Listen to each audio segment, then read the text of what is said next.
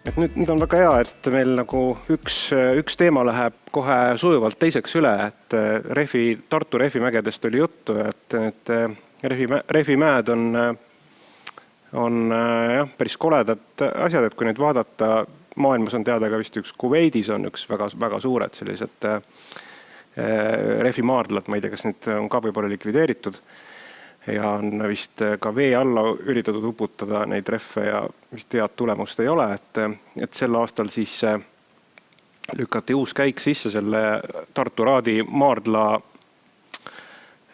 likvideerimisele ja Keskkonnainvesteeringute Keskus siis sõlmis lepingu ka Ragn-Sellsiga ja KIK-ist siis Tõnn Tuvikene oli nõus tulema meile rääkima ja näitama, et mis see seis on ja ole hea.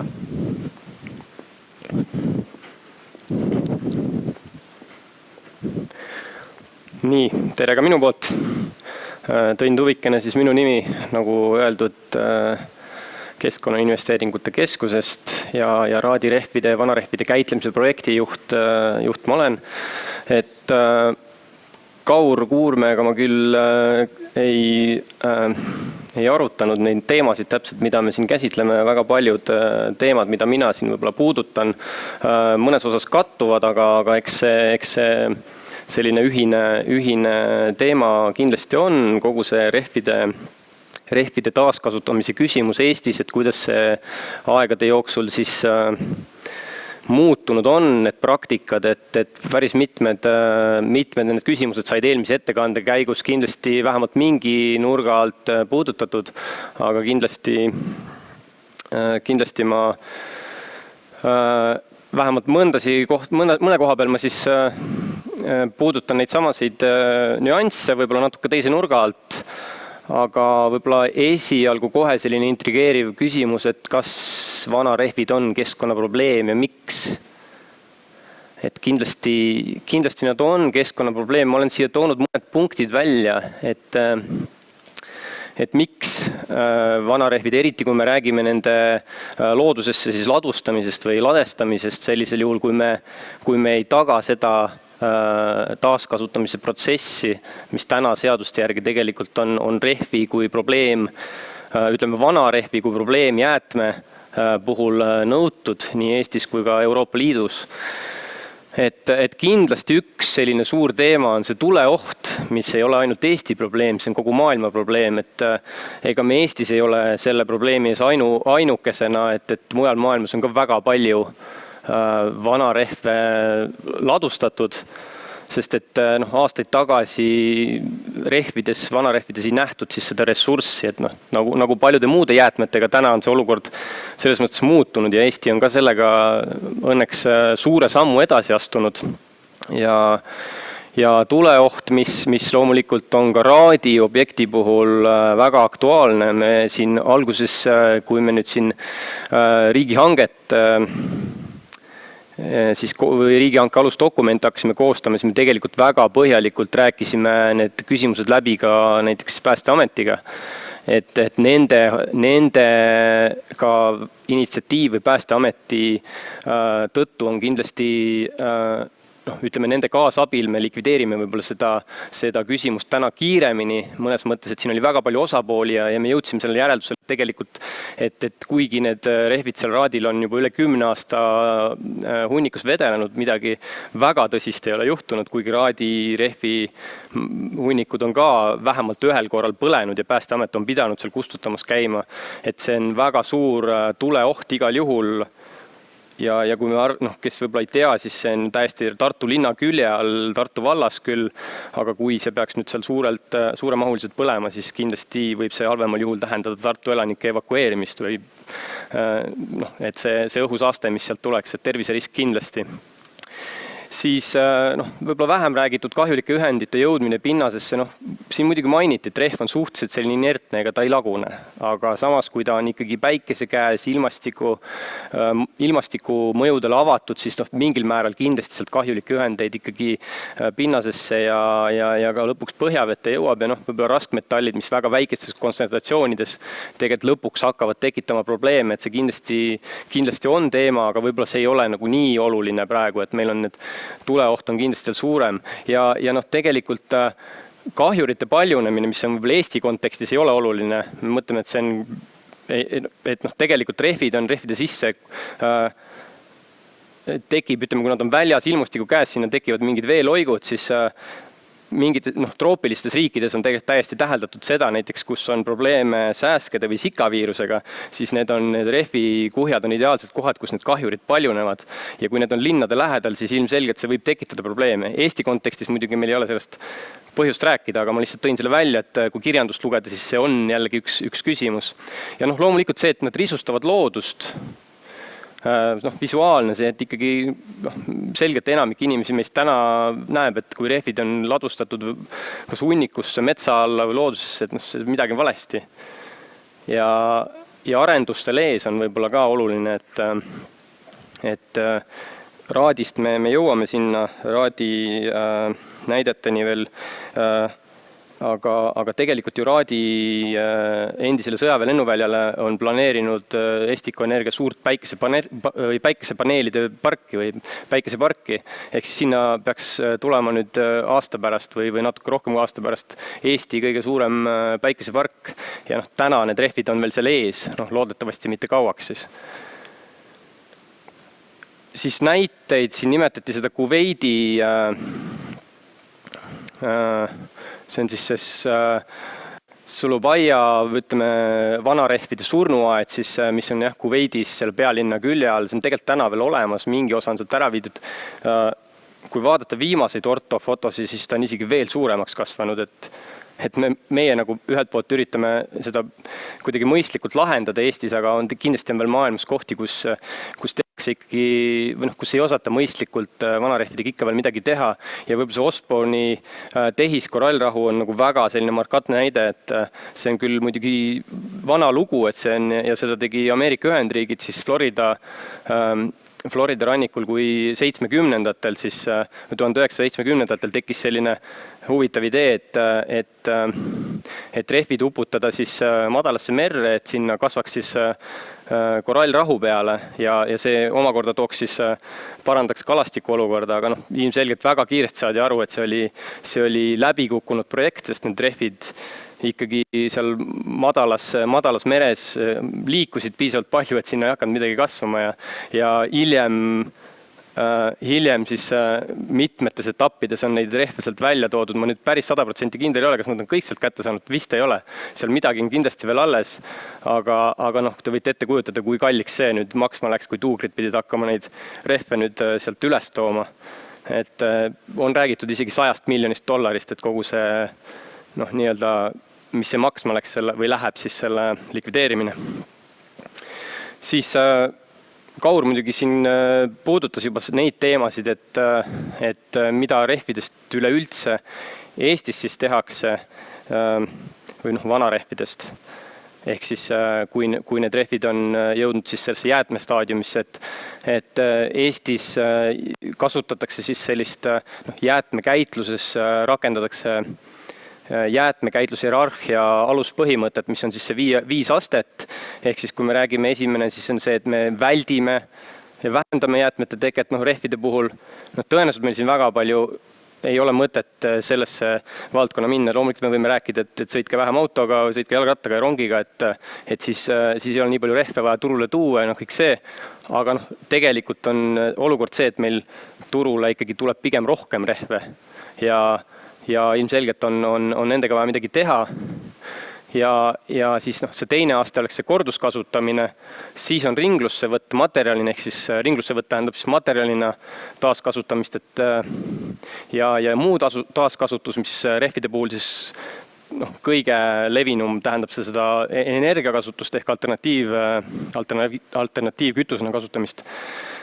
Nüüd ja siis see viimane aste, mis on jäätmete kõrvaldamine, sealhulgas ladestamine või ladustamine, seda Euroopa Liidus ja Eestis ei ole lubatud teha, et me võime küll vahel ladustada ajutiselt rehve, mida loomulikult ka ju tootjavastutusorganisatsioonid peavad tegema, nad koguvad neid kindlate kriteeriumite alusel ja siis peavad tagama mingil perioodil siis selle taaskasutustoimingu elluviimise. Ja kui me räägime nüüd mis Eesti rehvidega tehakse, et siis ideaalsel juhul me tahaks öelda, et me tahaksime olla selles olukorras, kus nii-öelda teist astet ehk siis seda korduskasutamist oleks võimalikult pigem rohkem ja seda kõige viimast neljandat, mis rehvide puhul aktuaalne on, ehk siis see muu taaskasutus või rehvide energiakasutus, kus me sisuliselt teda põletatakse, et toota siis energiat, siis seda võiks kõige vähem olla, aga praktikas täna seda energiakasutust on kindlasti rohkem aga samas see liigub jälle selle ringlussevõtu suunas ehk siis see, et rehvidest saaks võtta selle materjali ja kasutada seda siis mingil muul otstarbel. Ja kui me räägime korduskasutamisest rehvide puhul, siis me räägime ikkagi protekteerimisest täna ainult sisuliselt, et jah, sõiduautorehvide puhul see ei ole ise tasuv täna, et ikkagi turul on piisavalt palju suhteliselt odavaid rehve, et seda ei ole mõistlik teha veokite rehvide puhul, seda tehakse ka Eestis päris palju. Ja tegelikult see on see, et mis oleks kõige mõistlikum, kui me saame seda toodet kasutada tema esialgsel kujul. Järgmine siis see ringlussevõtt materjalidena, muu materjal, siin on näited, need samad, mis enne läbi käisid, prügila drenaažikiht, siis need lõhkamismatid, müratõkked, maanteede ohutussaared näiteks võib-olla, mida ei mainitud.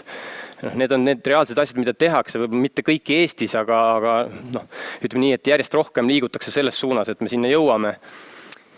Ja siis viimane on see alternatiivkütus, mis praktikas on väga tavapärane praegu, aga kindlasti selle osakaal jällegi väheneb. Ja see tootjavastutuse põhimõte, ma võib-olla seda väga pikalt ei puudutaks, et kuna Kaur Kuurme siin sellest rääkis ka, et jah, ütleme praktikas see tähendabki ikkagi seda, et meil on tootjavastutusorganisatsioon, kelle alla siis need tootjad, maaletoojad koonduvad ja sisuliselt siis kõik need tootjad, kes siis on kehtestanud selle oma toodetele, probleemtoodetele siis selle taaskasutustasu, nad sisuliselt annavad selle üle tootjavastutusorganisatsioonile ja tootjavastutusorganisatsioon siis tagab selle jäätmekäitlustoimingu siis elluviimise. Ja võib-olla oluline aspekt kindlasti see, et tegelikult eraisikul on õigus kõik kasutatud rehvid ju tasuta üle anda. Ehk siis jah, et need olukorrad, kus ütleme, rehvide vahetaja siis tahab selle eest eraldi tasu võtta, siis sellega ta tegelikult rikub seadust. Ja tootjavastutusorganisatsioon täna on siis see Rehvi ringlus, mittetulundusühing, et Rehviliit, nagu siin tuli välja, oma tegevuse pidi lõpetama just võib-olla ka kindlasti selle tõttu, et konkurent turule tuli ja samas selge on see, et seal on väga palju probleeme varasemalt olnud just selle taaskasutustasu osas, mis on selgelt liiga madal olnud. Seda näitavad ka tegelikult andmed, et põhjanaabritel on olnud see varasemalt kindlasti oluliselt kõrgem ja nendel on see tootjavastutuse süsteem palju paremini toiminud kui Eestis meil. Aga ma ütleks ka, et täna on siin juba oluline hüpe toimunud. Seadusandlus toetab seda, et ikkagi meil on nüüd kohtulahendid olemas, me teame, kes vastutab lõpuks vanarehvide käitlemise eest. Ja kindlasti on siin väga suur hüpe edasi olnud selle viimase 15 või 10 aastaga. Ja tootjavastutusorganisatsiooniga, MTÜ Rehvi ringlusega on täna minu andmetel üle 150 ettevõtte liitunud, aga see vähemalt nende leheküljel on see nii kirjas. Ja kui enne oli siin juttu, et kuni 10 000 tonni rehve aastas Eestis vanarehve siis tekib, et mingitel andmetel on see isegi 12 ja isegi 15 000 tonni aastas. Ja 15 000 tonni aastas on täpselt see kogus, mis tegelikult aasta alguses Raadil oli. Ja Raadi rehvi lugu jällegi siin puudutati korraks, aga ebaõnnestunud ärimudel, ma arvan, on see, mis võtab selle kokku. Ja täpselt see, et nad sinna jõudsid, selline suur kogus rehve Raadile ladustati, eesmärk oli nad materjalina taas ringlusse võtta, aga üsna kiirelt oli näha tegelikult, et selle tegevusloaga või jäätmeloaga võetud kohustusi see ettevõte täita ei suutnud. Ja noh, see lõpuks päädis sellega, et see ettevõte on tänaseks pankrotis. Seal on järgnenud terve rida kohtuvaidluseid selle vastutaja osas ja noh, aastaid on tegelikult ju siis ettekirjutusi tehtud tootjavastutusorganisatsioonidele ja noh, tegelikult jah, nüüd alles eelmise aasta lõpuga siis otsustas Keskkonnaministeerium astuda natuke jõulisema sammu, et oli selgelt näha, et kiiresti või väga lühikese ajaga tootjavastutusorganisatsioonil lasta see raadi probleem ära likvideerida, et see ei ole mõeldav. Tootjavastutusorganisatsioon andis oma hinnangu, et sisuliselt see oleks nende jaoks ka pankrotti tähendanud, aga see ei ole kindlasti nagu eesmärk, et tootjavastutusorganisatsiooni pankrotti ajada, sest et kui süsteem on toimima saadud, siis kindlasti ei saa seda lõhkuda. Ja praegu on siis leitud selline jõulisem samm, aga loomulikult vastutaja osas ikkagi läbirääkimised käivad ja kuna tegelikult see vanarehvide käitlemine leping Ragn-Sellsiga on väga hea hinnaga selles mõttes, et ka tootjavastutusorganisatsioon on seda öelnud, siis tegelikult me oleme üsna veendunud, et me jõuame siin kokkuleppele ja noh, kindlasti eesmärk on jõuda rahumeelselt kokkuleppele. Siin on nüüd raadi seis suvel. Siin oli juba lepingu Ragn-Sellsiga või hankelepingu Ragn-Sellsiga sõlminud ja noh, niimoodi näeb siis välja või nägi välja siis see raadi suvel, ehk siis siin on ligikaudu 14 000 tonni rehve ladustatud. Ja üsna selline ambitsioonikas eesmärk anti ka tegelikult meile ja samamoodi tegelikult töövõtja selle hankelepingu allkirjastamisega on võtnud endale kohustused selle sisuliselt aasta lõpuks puhtaks teha. Ehk siis 13 815 tonni on meil seal hankelepingus see summa ja see on jäätmekäitlus või jäätmearuandluse alusel välja arvutatud. Täna me teame, et seal on tõenäoliselt ikkagi natuke rohkem rehve, isegi kuni 500 tonni rohkem, mis mastaapi arvestades ei ole väga palju, aga tõenäoliselt tähendab seda, et sinna on illegaalselt rehve aastatega juurde toodud, mis on üsna loogiline, kui maas on selline suur prügihunnik aastaid vedelenud, siis pigem tuuakse sinna juurde, kui midagi ära viiakse. Ja jah, oluline just see, et nii-öelda nende hankelepingu järgi siis töövõtja peab meile selle tõendama, et need rehvid võetakse või kas taaskasutatakse või võetakse ringlusse. Ja aasta lõpp ehk siis 5,5 kuud oli aega Ragn-Sellsis neid töid teha. Ja mis on siis nendest rehvidest saanud, mingi osa on veel täna seal, tööd käivad igapäevaselt. Ma siin lõpus näitan kiirelt ka paari videot, aga praegune seis on see, et täna on üle 5000 tonni rehvihaket Sillamäe sadama kaudu viidud Soome ja kasutataksegi täpselt alternatiivkütusena tsemendi tootmise ettevõttes või ettevõtetes. Ja siin on ka see pilt siis sellel päeval tehtud, kui see 5100 tonni rehvihaket siis Sillamäe sadamast Soome suunas läks.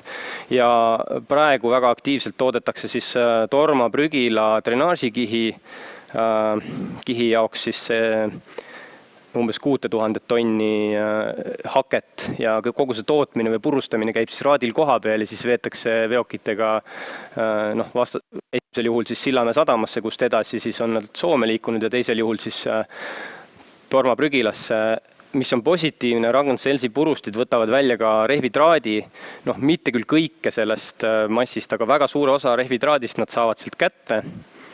Ja see võetakse ringlusse siis või antakse üle nii-öelda metalli kokkuostjale ja metallina saab see jälle uue elu, et see on kindlasti väga positiivne. Siis hetkeseis on see, et meil on 10 000 tonni sellest 14 000, me täpselt ei tea, palju seal on, see selgubki lepingu lõpus või tööde lõpus.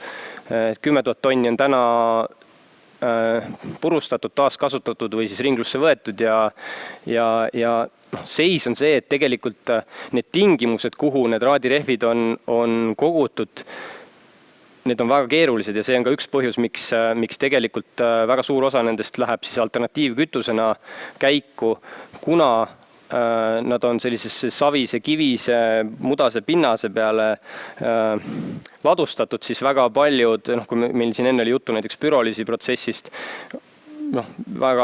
enamikel partneritel on pigem sellised spetsiifilised nõuded sellele toodangule ja kui see toodang on ikka selgelt mudaga näiteks või kividega segamini, siis lihtsalt ei ole sellele sellist head väljundit, et see kütus on tõenäoliselt selline kõige reaalsem koht, kuhu seda alternatiivkütust siis, milleks seda kasutada. Ja see sama põhjus, et seal rehvide vahel on väga palju võõriseid, mis on siis kas betoonelemendid, isegi autode varuosi, mingid kardaane on olnud, mis on sattunud purustisse ja on tehnilisi tõrkeid põhjustanud, et see näitab seda, ilmestab võib-olla seda, et need rehve on kogutud muu prügiga võib-olla mingil määral segamini, et seal on ka mingit olme või ehitusprahti juures ja tegelikult see nagu töövõtjale on kohe teinud selle protsessi keerulisemaks. Aga me oleme üsna aasta lõpus juba ja me tegelikult lepingu järgi peaksime hakkama neid töid lõpetama, siis tegelikult kuna me oleme nüüd just lähipäevil teada saanud, et seal tõenäoliselt ikkagi on rohkem rehve, siis tõenäoliselt tekib siin alus lepingu pikendamiseks, aga seniste andmete põhjal vähemalt töövõtja Ragn-Sells on meile selgelt öelnud, et nemad selle aasta lõpuks puhtaks teevad, ehk siis täna on seal juba alla 4000 tonni tõenäoliselt, sest iga nädalaga, see on ütleme pilt nädal tagasi, nüüd kui seda eelmist, ma näitan videosi ka, siis videodest tuleb võib-olla paremini välja, see on nüüd ütleme enam-vähem tänane pilt, tõenäoliselt nädalaga, kui vaadata viimase aja tempot, siis nad on nädalaga umbes 1000 tonni suutnud ära purustada. Ehk siis tempo on praegu päris kiire, see pilt on juba tänaseks muutunud. Ja mul lõpus on siin lihtsalt mõned videod, see nüüd see pilt, mis raadil oli siis suvel, kui me olime lepingu sõlminud, töövõtja Ragn-Sells oli sinna oma tehnikaga kohale jõudnud ja selline näeb siis välja loodusesse ladustatud see 14 000 tonni vana rehve. Et seda nad nüüd otsast on hakanud seal siis harutama ja tegelikult tänaseks on siis 10 000 tonni on sealt läinud, et need kuhjad, mis siin tegelikult videos on, neid täna enam ei ole. Ja kohe siis järgmises videos tuleb ka see purustamise protsess, mida rakendatakse, et kuna Ragn-Sellsil on üsna vähe aega selle tegemiseks, nad on sellist 2 päris tõsist purustit Soome tootja poolt on need siis toodetud, on sinna kohale toonud, et see on see pilt, mis seal täna tegelikult igapäevaselt toimub, 16 tundi päevas, 2 vahetust. Ja niimoodi seal praegu toimetatakse. Väga porine. Ärge kindlasti sinna keegi vaatama minge, see on töötsoon, ohutsoon. Ja kui tahate seda vaadata, siis neid videosi ma võin jagada, saate minuga ühendust võtta. Aga jah, et kasutavad väga palju erinevat tehnikat, et sealt seda nendelt märgadelt aladelt välja tuua. Ehk siin on näha siis see traktor, et nad peavad nii noppima sisuliselt ükshaaval neid rehve kokku just sellepärast, et neil purustitesse ei satuks neid võõriseid. Ehk siis metallitükid, kivid, et see ongi põhjus, miks nad tegelikult niimoodi nopivad neid tehnikaga kokku ja toovad sinna siis, seal on endised need sõjaväelennujaama siis betoonalad, et nad toovad sinna kõvakattega aladele kokku, aga siit on näha, tegelikult nad on väga sellised porised rehvid, et see on ka tegelikult üks põhjus, miks neil väga palju alternatiive ei olnud, mida nende rehvidega teha taaskasutamise mõistes siis. Et see ongi sisuliselt viimane, mul tuleb lõpus siin veel üks video, mis näitab siis seda progressi, kuidas siis muutunud on seal kogu see pilt täna, et ta on üsna kiiresti tegelikult toimunud, et kindlasti ka Ragn-Sellsi jaoks väga selline suur ettevõtmine, et noh, Eestis sellises mahus nii lühikese ajaga keegi vanarehve käidelnud ei ole. Et noh, loomulikult nagu kui me võtame aastad kokku, siis jah, Rehviliit tõi ka siin välja, et isegi seal 60-70 000 tonni on aastatega tehtud, aga noh, siin tehakse, ütleme see 14 000 tonni siis poole aastaga, ütleme. Et siin on siis see nüüd muutus. Niimoodi see, ütleme suvest kuni siis novembri alguseni.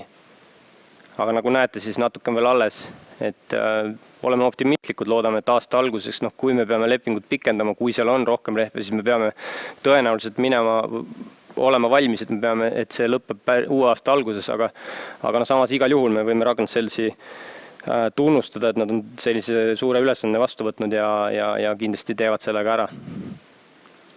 Aga see oleks minu poolt kõik, et aitäh teile. Aitäh. Ja on siis sellisel lootusrikkal noodil ka lõpetada, et ma ei tea, kas meil on küsimusi ka tulnud või on publikus küsimusi siin koha peal? Jaa, et aastatega on osa rehve ju ka maa sisse vajunud, et mis nendest saab? On see võimalik keskkonnareostus või nad korjatakse ka ülesse?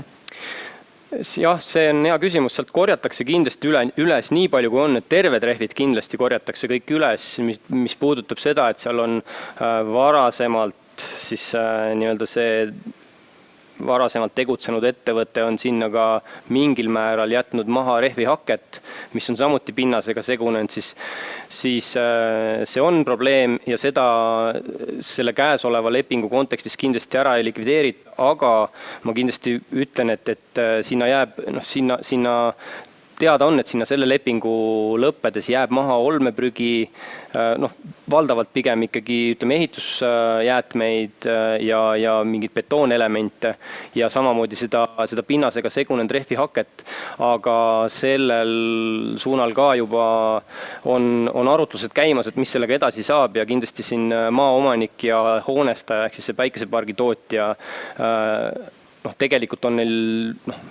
ma ei ütle, et neil kokkulepet olemas on, aga kindlasti need jäätmed sinna aastateks maha vedelema ei jää, sest et juba päikesepargi arendaja huvi on, et see ala saaks ikkagi korda, nad saaksid sinna päikesepaneelid ära, ütleme, püsti panna.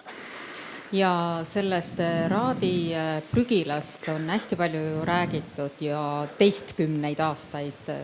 See teema tuli ju hästi üles 2008, millest ka siin täna juttu oli.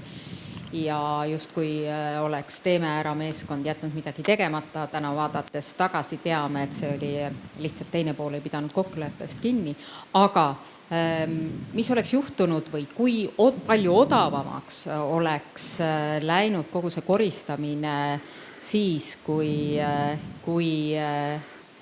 seda oleks tehtud mõned aastad tagasi, et kas saab täna vaadata ja kalkuleerida, et kui oleks näiteks riik, KIK, Keskkonnaministeerium öelnud juba mitu aastat tagasi, teeme veel kord ära ja teeme ruttu ära? Jah, see on hea küsimus. Ma arvan, et ei ole.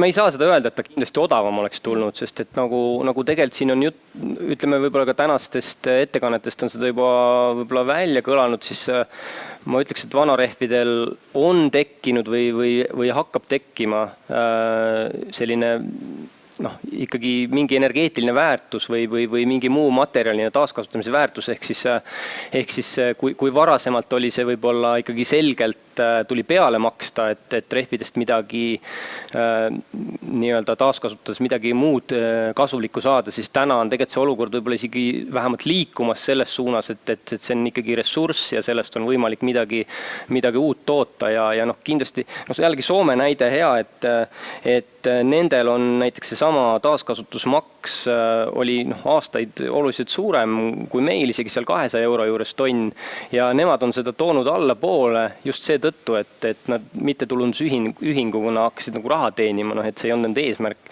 Et tegelikult see näitabki seda, et rehvidel on mingi hind tekkinud, et selles mõttes ma ei usu, et see oleks oluliselt odavam olnud ja see hange, ütleme nii, et me isegi olime üllatunud, et me saime suhteliselt hea hinnaga selle hankelepingusse mindud, et me olime arvestanud, et see maksab peaaegu et poole rohkem.